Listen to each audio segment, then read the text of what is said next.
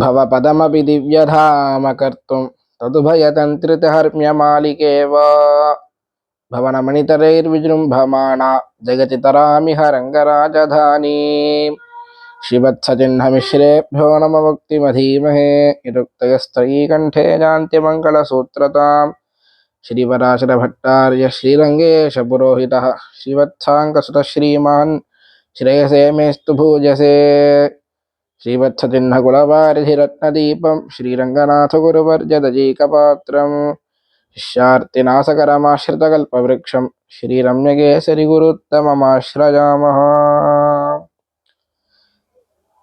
நம் அனைவருக்கும் முழுமுதற் கடவுளாய் தந்தையாகவும் தாயாகவும் பற்பல விதமாகவும் இருக்கக்கூடிய ஸ்ரீமன் நாராயணன், லக்ஷ்மிபதியான ஸ்ரீமன் நாராயணனை வேதமானது போக்தா போக்யம் பிரேரிதாரம் சமத்வா நித்யோ நித்யானாம் சேதனஷ்டேனாம் ஏகோ பகூனாம் யோ விததாதி காமான் என்கிறபடியும் அந்த பிரவிஷ்ட சாஸ்தாஜனா நாகும் சர்வாத்மா என்று பலவாறாக புகழ்கிறது வேதமானது. அப்படிப்பட்ட எம்பெருமான் எழுந்தருள் இருக்கக்கூடிய நிலைகள் 5 நிலைகள். பரத்வம் என்ன, வியூகம் என்ன, விபவம் என்ன, அந்தர்யாமித்வம் என்ன, அர்ச்சை நிலை என்ன, இப்படிப்பட்ட 5 நிலைகளிலே எம்பெருமான் எழுந்தருள் இருக்கிறான். பரத்வம் என்னால் பரமபதத்திலே எழுந்தருள் இருக்கக்கூடியது, வியூகம் என்னால் திருப்பார்கடல், விபவம் என்னால் அவதாரங்களை பண்ணுகிறானே அதே போல அந்தர்யாமித்வம் என்னால் அனைவருக்குள்ளேயும் அனைத்து பொருள்களுக்குள்ளேயும் எழுந்தருள் இருக்கக்கூடியது அந்தர்யாமித்வம். அர்ச்சாவதாரம் என்னால் கோவில்களிலேயும் மடங்களிலேயும் கிரகங்களிலேயும் விக்கிரக ரூபத்திலே கொண்டிருக்கிறானே, இதுதான் அர்ச்சாவதாரம். இந்த 5 நிலைகளிலும் எதுதான் எளிமையான நிலை என்ன ஒரு கேள்வி எழப்பட்டது. அதற்கு அழகாக ஒரு உதாரணத்தினோட சுவாமி வில்லலோகாச்சாரியர் தம்முடைய ஸ்ரீவச்சன பூஷணத்திலே தெரிவிக்கிறார். ஒருத்தனுக்கு மிகுந்த தாகமானது ஏற்பட்டது. அவன் தண்ணீரை பருகாவிடில் அவனுடைய உயிரே போய்விடும். அந்த நிலையில் அவன் ஒருத்தனிடத்திலே போய் கேட்டான், மிகுந்த தாகமாக இருக்கிறது, தண்ணீரை பருக வேண்டும். அவன் சொன்னான், இந்த உலகமானது தண்ணீருக்கு மேல்தான் இருக்கிறது. ஒரு கடப்பாறையை எடுத்துக்கொண்டு ஒரு மண்வெட்டி எடுத்துக்கொண்டு தோண்டினால் தீர்த்தமானது வந்துவிடும், எடுத்துக்கொண்டு சாப்பிடலாம் அப்படின்னா. இவனோ தோண்டிகிட்டே இருக்கான், தீர்த்தமானது வரல.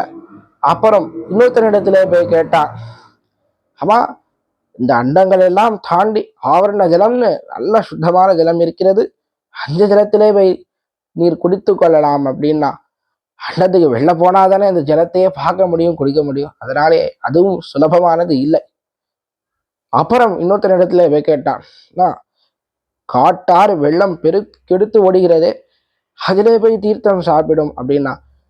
அந்த காட்டாறு ஓடும் பொழுது யாரையெல்லாம் போகிறார்களோ அவர்களுக்கு தான் அந்த தீர்த்தமானது கிடைக்கும். அதற்கு முன்பிருந்தவர்களுக்கும் கிடைக்காது, பின்பு போனவர்களுக்கும் கிடைக்காது. அதனாலே அது சுலபமான வழி இல்லை.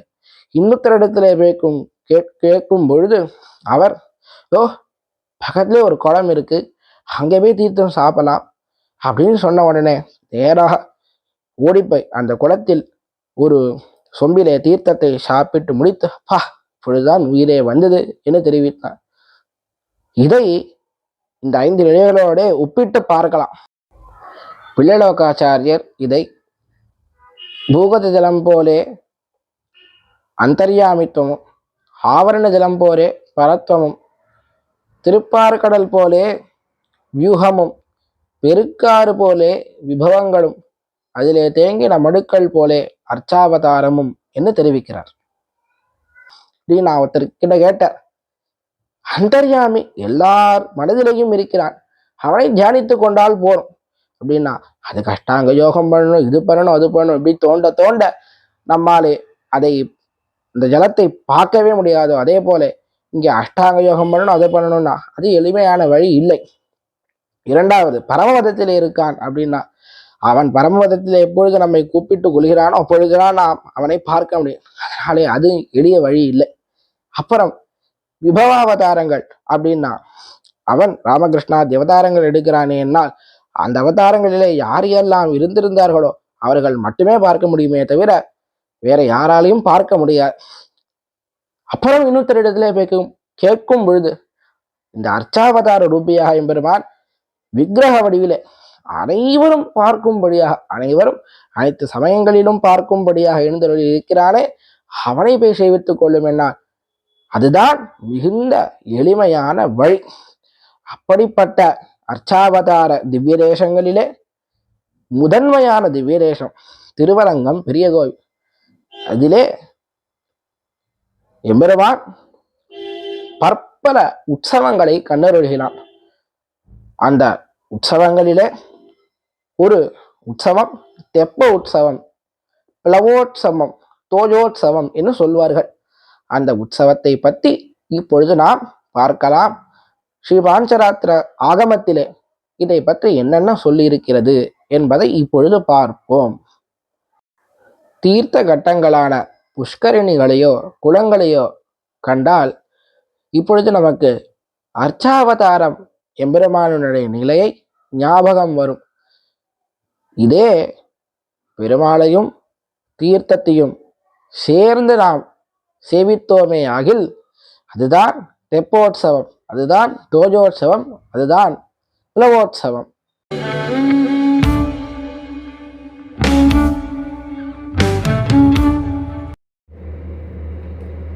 தெப்போற்சவத்தினுடைய கால விசேஷங்களையும் நாட்களையும் இப்பொழுது பார்க்க போகிறோம். அகமத்திலே ஸ்ரீகிருஷ்ண சம்ஹிதையானது தெரிவிக்கிறது.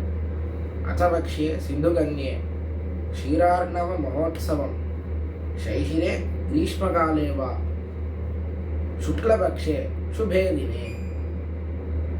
இந்த உற்சவமானது பின்பணி என்று சொல்லக்கூடிய தை மாசி என்ற காலங்களிலே நடக்கப்பட வேண்டும். இது சுக்லபக்ஷம் சுபதினம் என்னால் சுக்லபக்ஷத்தினுள்ள ஒரு நல்ல நாளை ஆரம்பித்து ஒரு நல்ல நாளில் முடிய வேண்டும். திருவரங்கத்திலே எப்பொழுதும் இது ஏகாதசி என்று பந்தகாட்சியுடன் அபவிருத்த ஸ்நானத்துடன் நிறைவு அடைகிறது. பிறகு இதனுடைய நாட்களை பார்ப்போம். நக்ஷத்திரம் அனுசாரேன சப்தாகம் வா நவாஹகம் பஞ்சாகம் வா திரஹம் வாபி ஏகோத்சவம் பவேது. இந்த உற்சவம் 7 நாட்கள் நடக்கலாம், 9 நாட்களும் நடக்கலாம், 5 நாட்களும் நடக்கலாம், 3 நாட்களும் நடக்கலாம், ஒரே ஒரு நாள் கூட இந்த உற்சவமானது நடக்கலாம். திருவரங்கம் திருப்பதியிலே இந்த உற்சவம் 9 நாட்கள் நடக்கப்படுகிறது.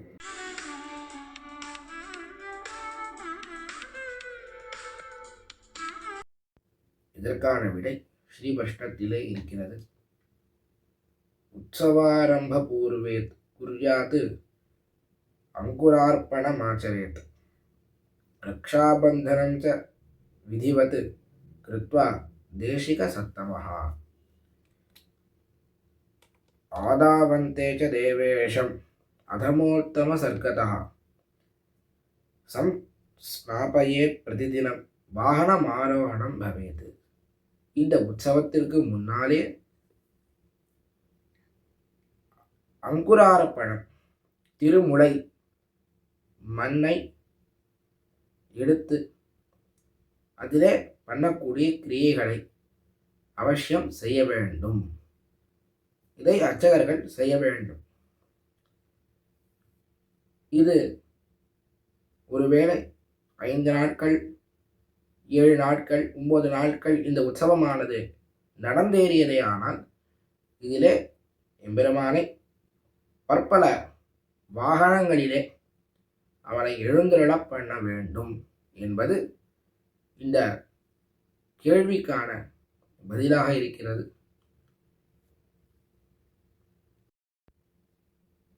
தெப்போற்சவத்தை எந்தெந்த நீர்நிலைகளிலே செய்ய வேண்டும்? சரித்தீர தடாகேவ தீர்க்ககாயாம் தராசுராः வருஷாஜலேன சம்பூர்ணே குர்யாத் தோயோத்சவம் சுபம். இந்த தெப்போற்சவத்தை நாம் நதிகளிலே செய்யலாம், இல்லை தடாகம் என்று சொல்லப்படக்கூடிய குளங்களிலே செய்யலாம், அல்லது பெரிய கிணறுகள் இருக்கிறது என்னால் தேவபெருமாள் எழுறாரு, அந்த மாதிரி கிணறுகளிலேயும் செய்யலாம்.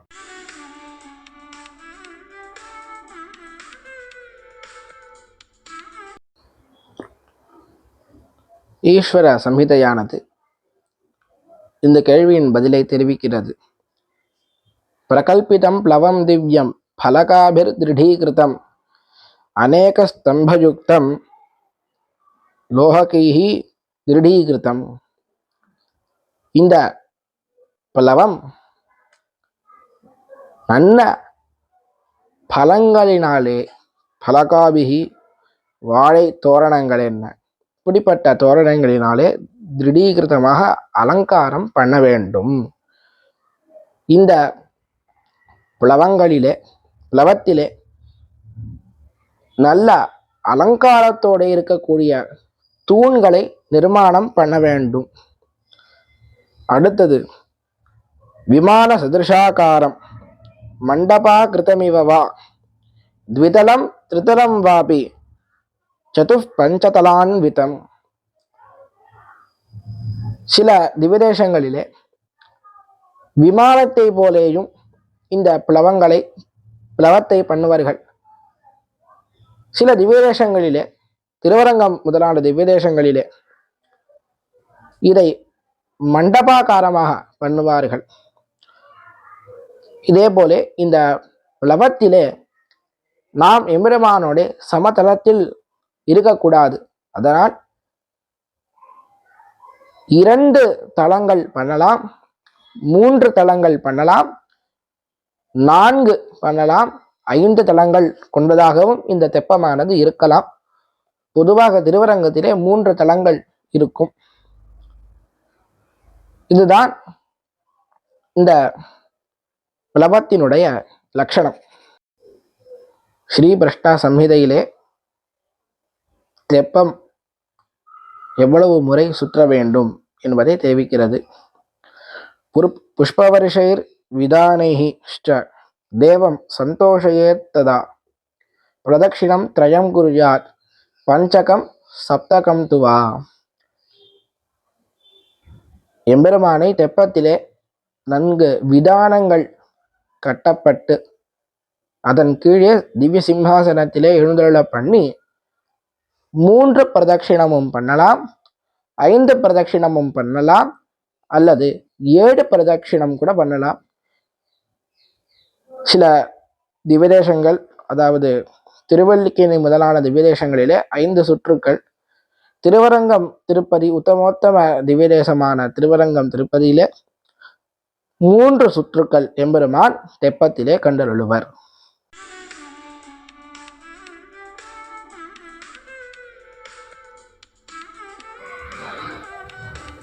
இந்த தெப்பத்திலே யார் யார்கள் ஏறலாம் என்கிறதை பார்க்க போகிறோம்.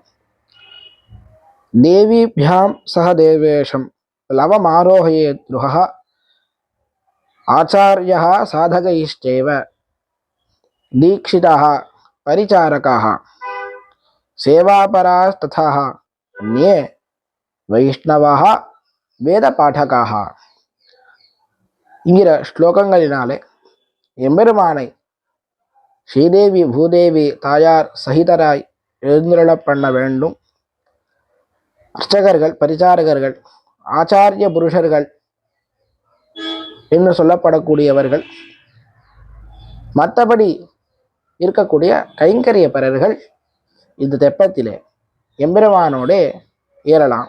அதோட கூட புருஷோத்தம சம்ஹிதை தேவஸ்யாக்ரே பிளவேன்யஸ்மின் நிறுத்த கீதாதிகம் சரேத்து. எம்பெருமானுக்காக மங்கள வாத்தியங்கள் தெப்பத்திலே முழங்க வேண்டும். அதிலே திருவரங்கம் பெரிய கோவிலிலே ஓடம் என்று சொல்லப்படக்கூடிய அழகிய அந்த என்கிற பாட்டை வாசிப்பார்கள். எம்பெருமானை தெப்பத்திலே எப்படி ஆராதிக்க வேண்டும்? தாம்பூலம் என்று சொல்லக்கூடிய அழகியதான இந்த வெத்தலை பாக்கு, அதை எம்பெருமான் மூளைக்கு, தெப்பங்களிலே 4 மூலைகள் இருக்கும். ஒரு மூலையிலும் எம்பெருமான் எழுந்தருளும் போது அதை கண்டுகொள்ள பண்ண வேண்டும். அது இல்லாவிடில் பக்ஷணங்களையும் கண்டுகொள்ள பண்ணலாம் என்பது சாஸ்திரம். திருவரங்கம் பெரிய கோவிலிலே தாம்பூலத்தை கண்டுகொள்ள பண்ணுவது என்பது வழக்கம்.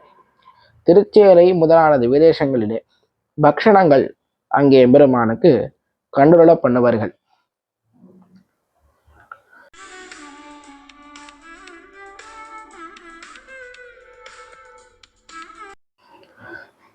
மத்திய மண்டபம் என்பது மைய மண்டபம்.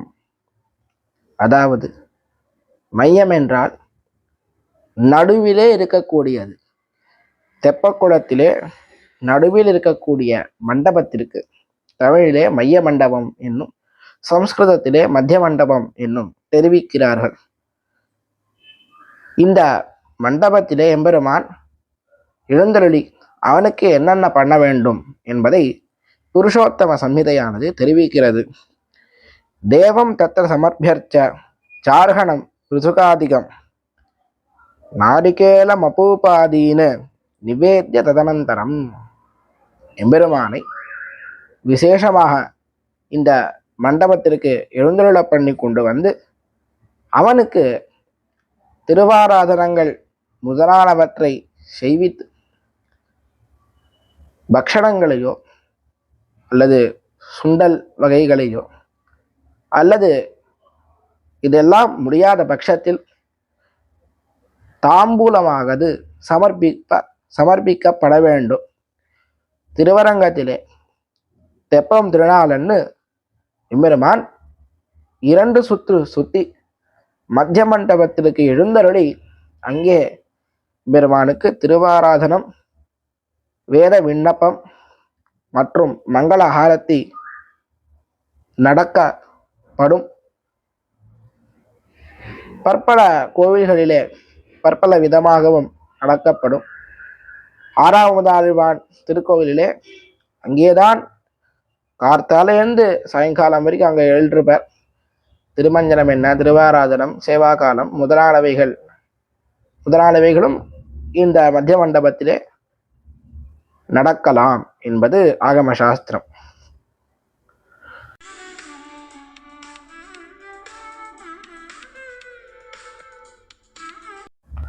தெப்பத்தின் மறுநாள் நடக்கக்கூடிய காரியங்கள் இது வைகாயசி சம்ஹிதையிலே தெரிவிக்கப்படுகிறது.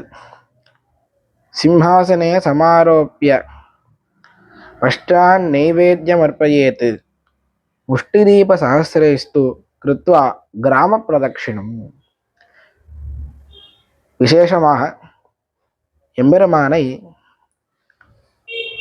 இந்த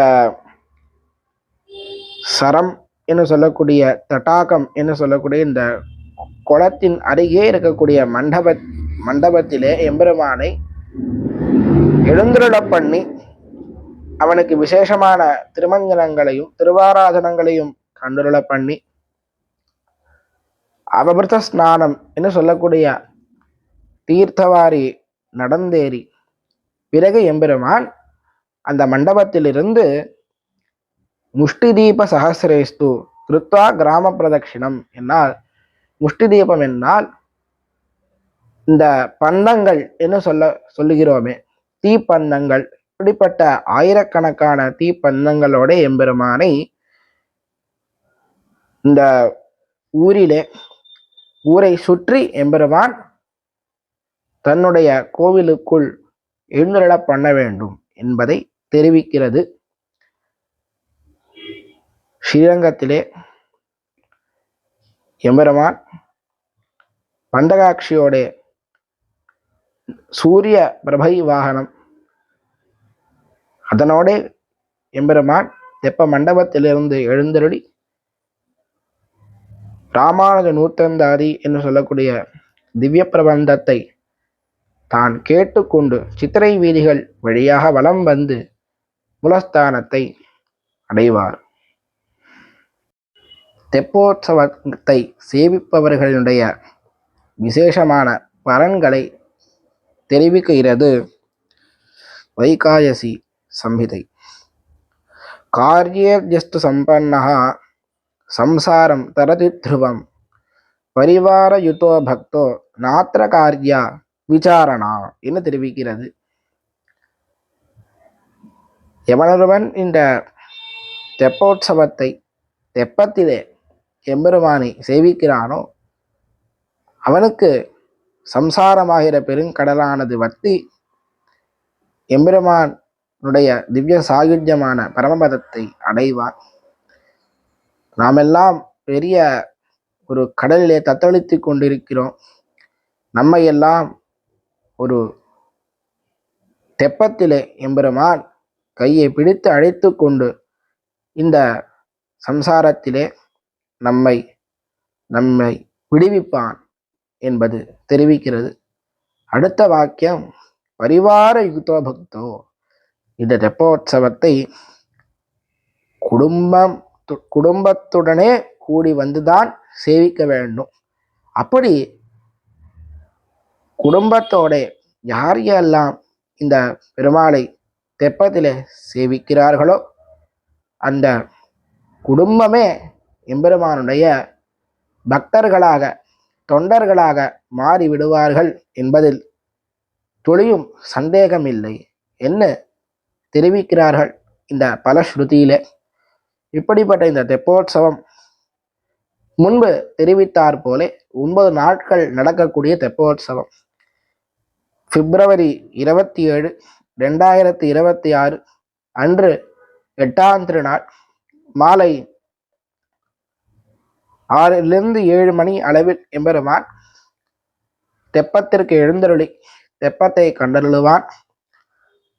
இதன் முதல் திருநாள் எம்பெருமான் எந்த திவ்யதேசங்களிலேயும் இல்லாத ஒரு சிறந்த ஒரு ஆசனம் கிளிக்கூண்டு என்கிற சிம்ஹாசனத்திலே எம்பெருமான் முதல் திருநாள் எழுந்தருளி இருப்பான்.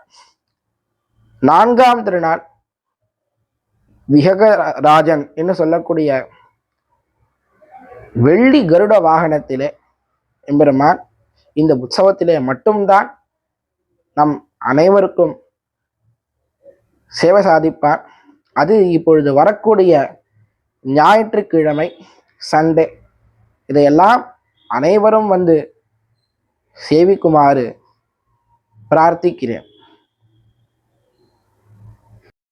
ஆம், தெப்போற்சவம் ஒரு காலத்தில் காவிரியில் நடக்கப்பட்டது. ஒரு சமயம் எம்பெருமானாருக்கு அடுத்து இருந்த காலத்திலே ஸ்ரீ குரநாராயண ஜீயர் என்கிற ஒரு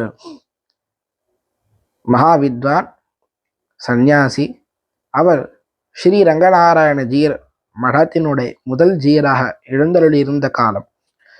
அப்பொழுது இந்த உற்சவம் வழக்கம் போலே திருக்காவேரியிலே நடைபெறப்படக்கூடிய அந்த சமயம். அப்பொழுது அந்த ஜீயர் குரநாராயண ஜீயர் சுவாமியும் அங்கே எழுந்தருளி இருந்தார். திடீரென காவேரியில் வெள்ளம் வந்ததால் தெப்பமானது தான் திரும்பி கரைக்கு வராமல் அந்த நதியினுடைய வேகத்திலே இழுக்கப்பட்டது. அனைவரும் பயந்தார்கள். எம்பெருமானிற்கு என்னாகிவிடுமோ என்று பயந்தார்கள். குரநாராயணஜியர் அவர் இயற்றினதுதான் சுதர்சன சதகம். அவர் மிகுந்த சுதர்சனர் என்று சொல்லப்படக்கூடிய சக்கரத்தாழ்வாரின் மீதே மிகுந்த பக்தி கொண்டிருந்தார். அவர் மிகுந்த மந்திர சக்தியோடையும் கூடியிருந்தார். எப்பொழுதுமே சந்நியாசிகள் கையிலே பவித்திரமும் அப்புறம் கையிலே திருதண்டமும் தரித்திருக்க வேண்டும். நாம் இதை எம்பெருமானார் சரித்திரத்திலேயும் பார்க்கலாம். அப்படிப்பட்ட பவித்திரத்தை இப்படி இந்த பவித்திரமானது இப்படி இருக்கும். அதை குரநாராயணஜியர் அதை திருப்பி இப்படியே இழுத்தாராம். பவித்திரத்தை மடக்கி இப்படி இழுத்தார். இழுத்த உடனே என்ன ஆச்சுன்னா அந்த தெப்பமானது எப்பொழுதும் போல அந்த கரைக்கு கொண்டு வரப்பட்டது. அப்படிப்பட்ட ஒரு பெரிய கைங்கரியத்தை செய்தார் கூரநாராயணஜீயர். இந்த ஸ்ரீரங்கமே திருமஞ்சன காவேரி என்று சொல்கிறோமே, அதனோடே தான் முடியும்.